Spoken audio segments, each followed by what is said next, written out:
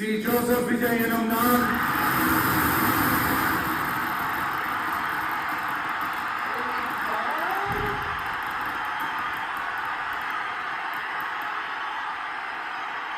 சட்டப்படி அமைக்கப்பெற்ற இந்திய அரசியல் அமைப்பின்பால் உண்மையான நம்பிக்கையும் மாறாப்பற்றும் கொண்டிருப்பேன் என்றும் இந்திய நாட்டின் ஒப்பில்லாத முழு முதல் ஆட்சியையும் ஒருமையையும் நிலை நிறுத்துவேன் என்றும்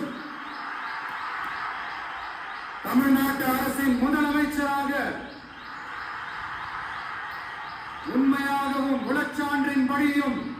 என் கடமைகளை நிறைவேற்றுவேன் என்றும் அரசியல் அமைப்பிற்கும் சட்டத்திற்கும் இணங்க அச்சமும் ஒருதலை சார்பும் இன்றி விருப்பு வெறுப்பை விலக்கி பலதரப்பட்ட மக்கள் அனைவருக்கும்